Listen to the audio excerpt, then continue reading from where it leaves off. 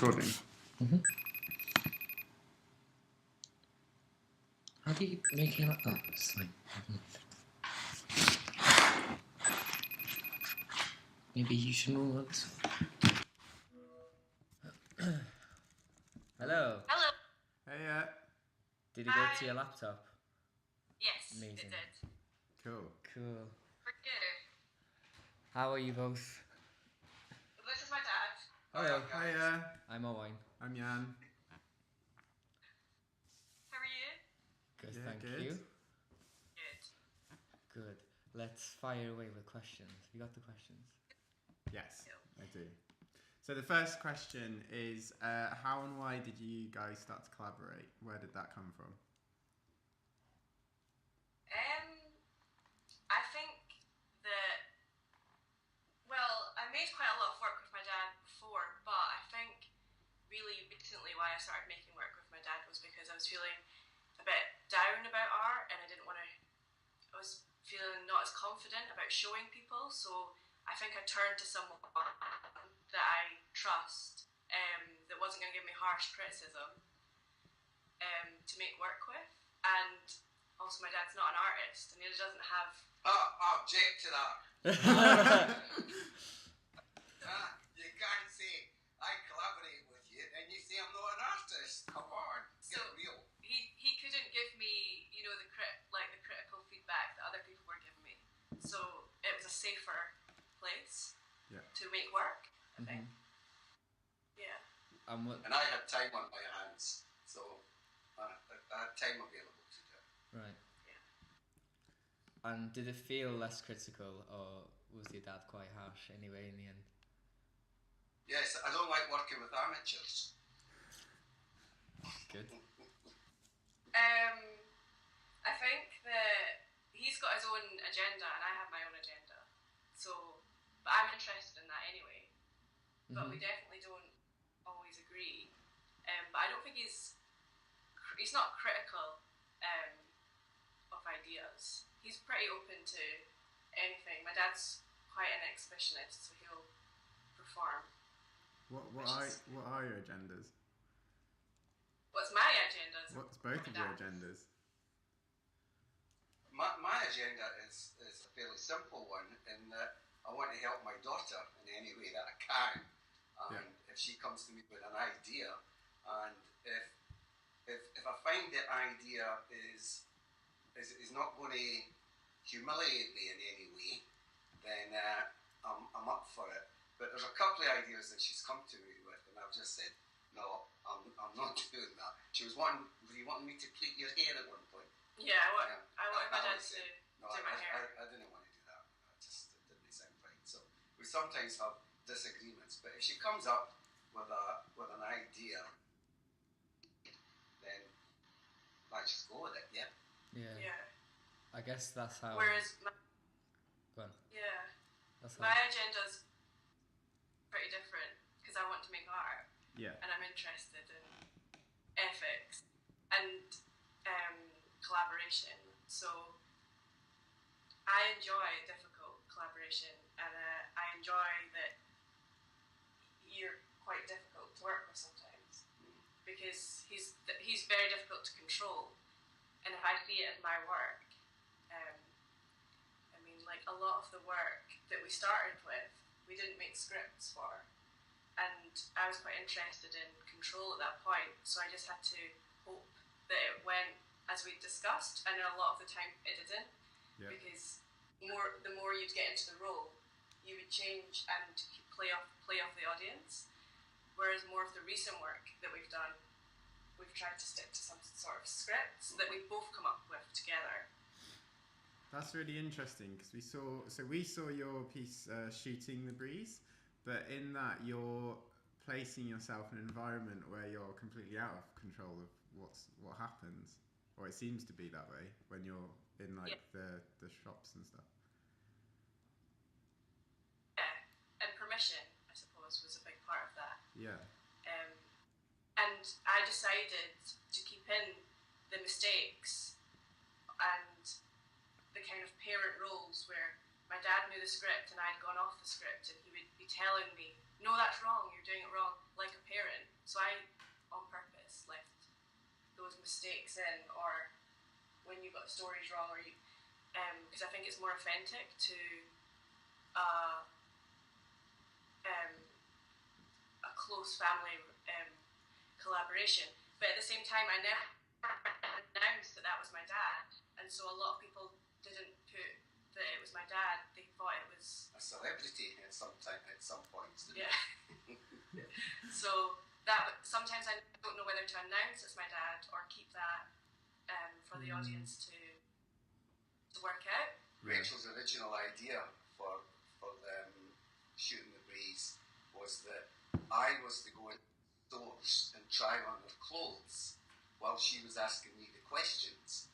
And yeah, so we were going to use just clothes shops, and he would take on a character in the different outfits he'd wear.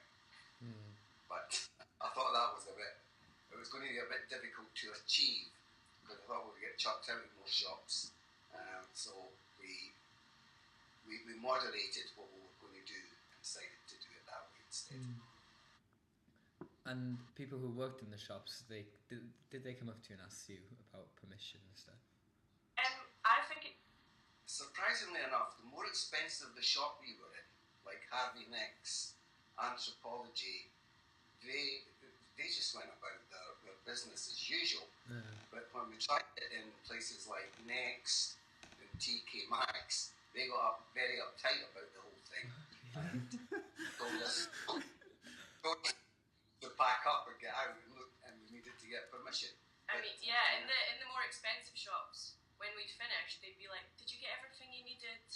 Hope everything was okay." So I think they thought somewhere higher up we'd got permission. Yeah, you just assume. Be much more acceptable to them, yeah. Yeah. And they were used to it, whereas in the shops like Next and TK Maxx, it was unusual for them, so we got put out. I was really interested on your website, the bit when you're talking about the collaboration with your dad. You've called it co-creation, which I haven't seen other people use, especially when you're deciding to collaborate with someone who is an artist, I guess, in some respects, even though you're both taking the role of an artist in this, so you both are. I was wondering if you could talk a bit more about what do you mean by co-creation? I think initially I viewed it as participation.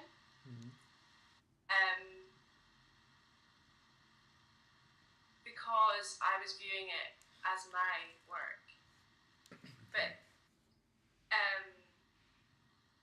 going through that, I see it as co-creation because my dad has so much input and ideas that I take on, so I don't think it's fair for it to be participation. But I don't think it's as far as collaboration yet. I would have to say that the ideas always come from Rachel. They don't come from me at all.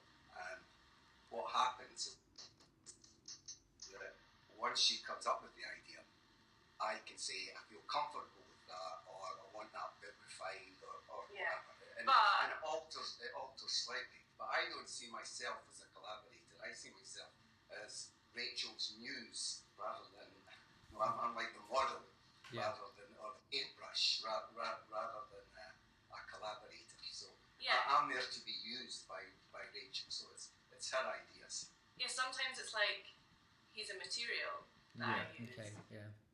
But at the same time, when I do come up with an idea, you're so invested in that idea that he will disappear and he will have looked things up online or read about stuff that he wants to include, or he will have come up with a whole script. And I also have to see that out. I have to see that through, whatever he comes up with, because that's fair as well.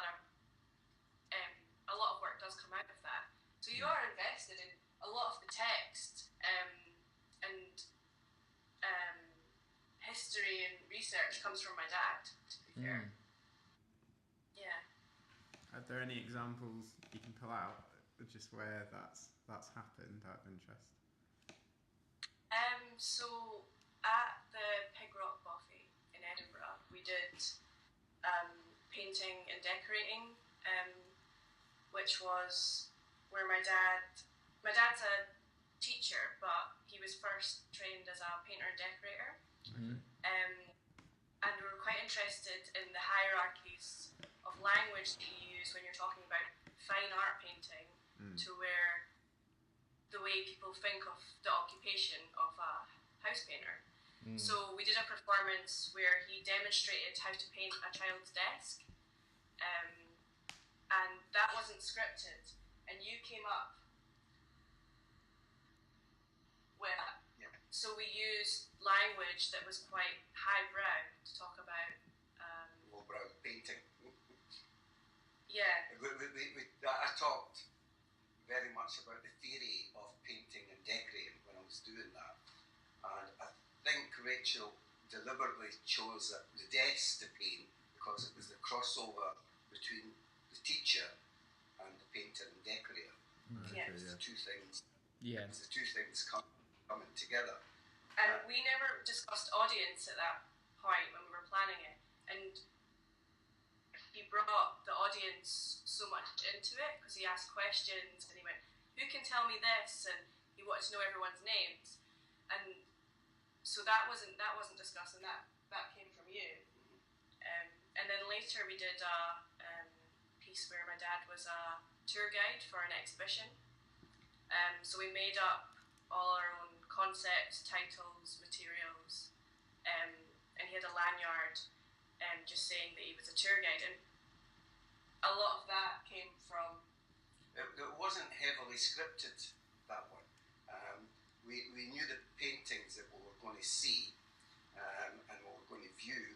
We didn't know what size the audience was going to be, and I had, I suppose, latitude in terms of what I said about each of the works that we were viewing. The only thing that Rachael said to me was that I had to come across with authority about the artwork that we were viewing, and I wasn't to use words like maybe the artist meant this or perhaps the artist meant that. I had to be much more definite about what the artist wanted, or what the artist was trying to achieve, and very much from an amateur's eye, tended to be a professional, and it was very successful in that when I came to the end, people were asking me when I was going to do my next tour, and I was telling them, well, we'll go back to Edinburgh and we'll do a tour at the National Gallery. People were thinking he's signing up, and I got a couple of tips at the end. Yeah, it seems like it's really interesting the almost like job titles you get in each work, because you've already talked about you were a painting decorator and a teacher, and then your tour guide, and then it's quite interesting how there seems to be like this real like prevalence of you doing performative works. Is that how much of a conscious thing is that? Yeah, they're very performative, and they're roles and characters. Yeah. But for my whole life, my dad has taken on like roles and characters and made up some lies, because me and my sisters were his audience that he could manipulate. Exactly. Yeah. So it's actually quite a natural thing. I mean, even when we were discussing this interview, I think it's quite hard for my dad to be natural now, because when there's a camera or we're speaking about artwork, he already is taking on it's like a character. So emulating yeah, the so when character I of told an him about artist. this, he was like, "What character do you want me to be? Who do you want me to be?" So you don't know who I am today. I've also been a cowboy in one of them. yeah. A cowboy. Wow. Cowboy collaborations. Yeah. What did you teach out of interest?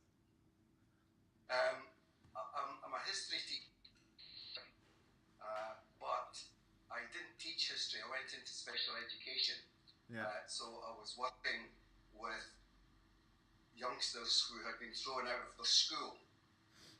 So they didn't go to school or whatever. So you could make it up whatever you wanted to do. You just had to engage with these kids. They were really, they were the products of sort of alcoholics and drug addicts and things like that. So they hadn't been socialised to any great extent. So my job was just to get them in the school gates, start talking to them, and make sure they came back.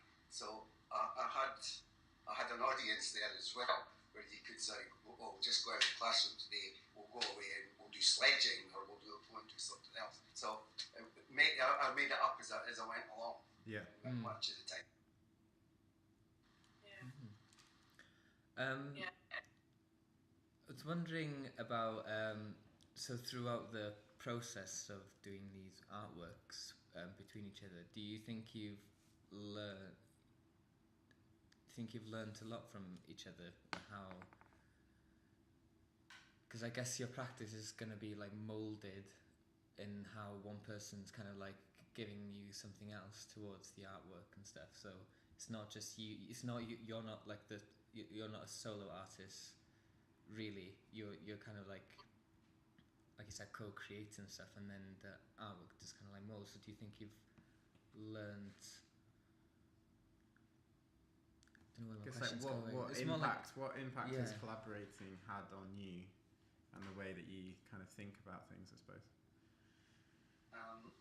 I'm certainly much more accepting of new ideas than I used to be. And if Rachel comes up with ideas, then I'm willing to give it a try, much more so than I would have imagined that. So to that extent, I've learned to be more accepting of ideas, and I think I've always had a liberal view of things, but I think it's widened that liberal view. It's also taken me into the art world, the formal art world, which is quite new to me. But I really enjoy meeting up with Rachel's colleagues and people that she shares studios with, things like that, and chatting to them. I get quite a kick out of that. I enjoy doing that. I think I enjoy being around young people. Yeah. But I've certainly, it's widened my view and made some of the art ideas, which I would have thought quite difficult to understand, much more accepting now. And I think that's quite a lot of my concepts through collaboration are about accessibility, and I'm not interested in art that's like difficult to understand or you really have to work at it.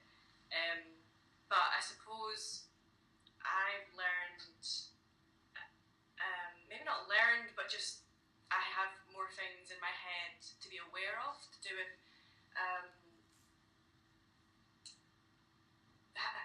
most of the things I asked my dad to do, I don't think I would do myself, and I am aware of that. How much? How far would you go to embarrass me? So I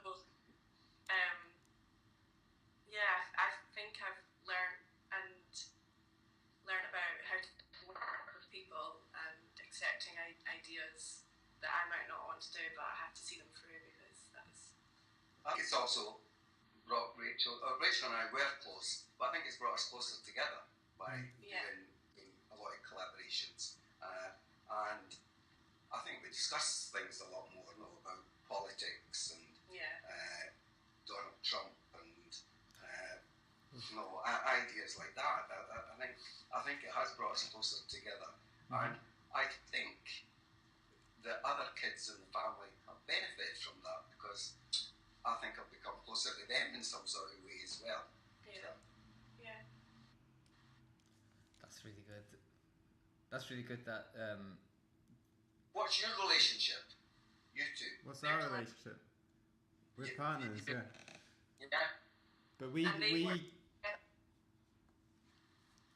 and we do some collaborative works with our family members as well. Yeah. mostly our mums. Right.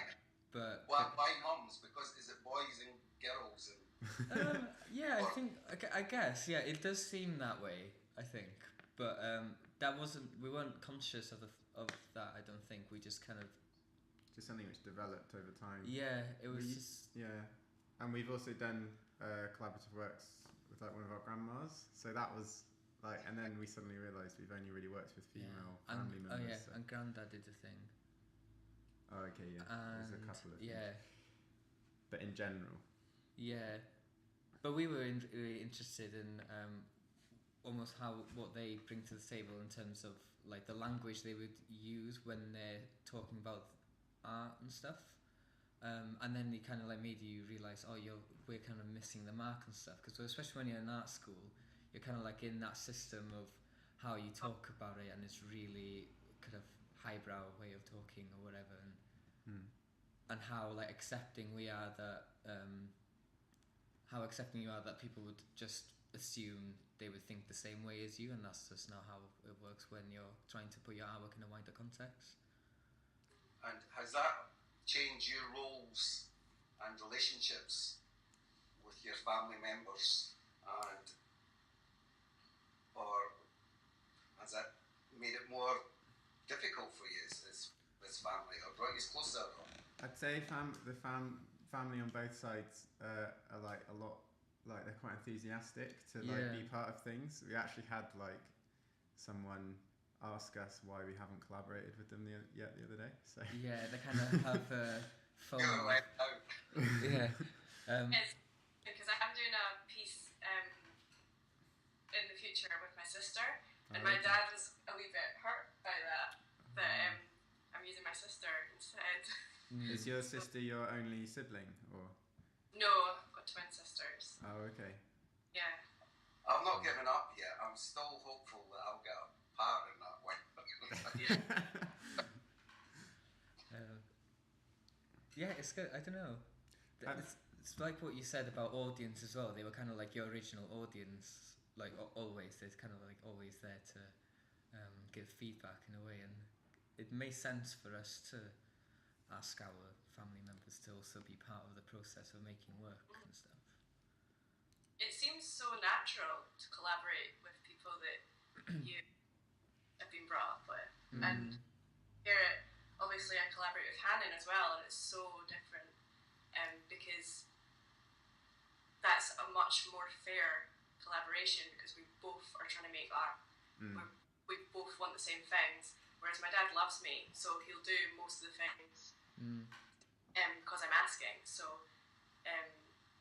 comparing those two relationships or partnerships are very different. Yeah. I was going to ask you about that, and about how do you feel like working with someone who doesn't have a kind of formal arts background, training type thing. How has that influenced the way that you kind of think about things? Or has it at all? Well, I hopefully want to make art that's not just for people that have studied art. I'm quite interested in audience and the age of audience, or the class, or whatever. So I want to make work that's the most accessible as possible, and so having an input from someone that's not formally trained in art is so much better.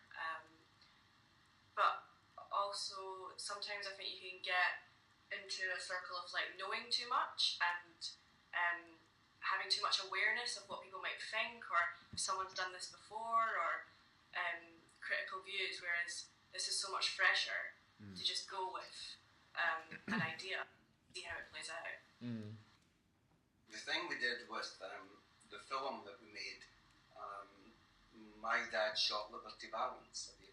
Yeah.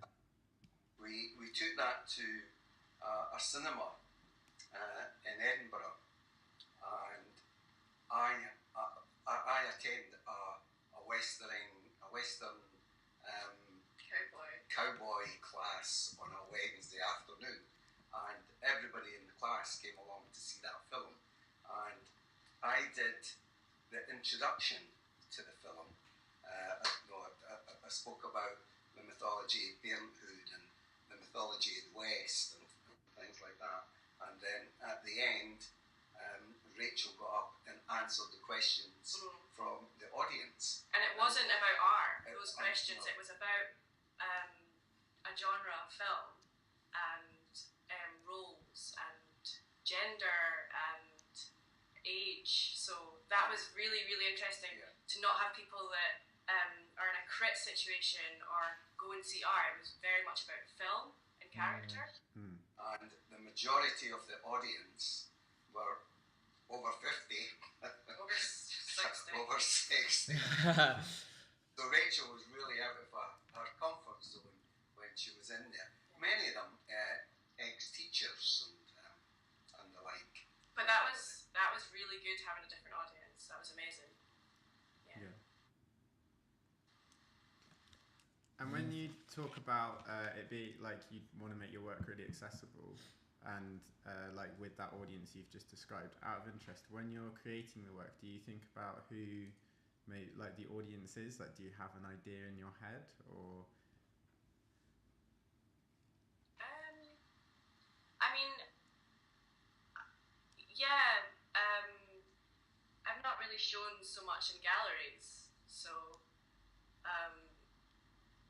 and I prefer that. I prefer like a accidental audience or an audience that don't know they're part of a performance, but happen to be drawn in by my dad asking them questions, or we did a performance at the airport. So none of these people are expecting to go and see art, but they're exposed to something. I much prefer doing works like that, but it's also much more free to play with audience or. We got thrown out of the airport as well. Did you? For the A theme's emerging. the dad and daughter performance with the signs. Yeah. Because you were filming? Yeah. Oh dear. Without permission. It's kind of like, yeah. That's interesting. It's like marking a territory. Maybe that's a good place.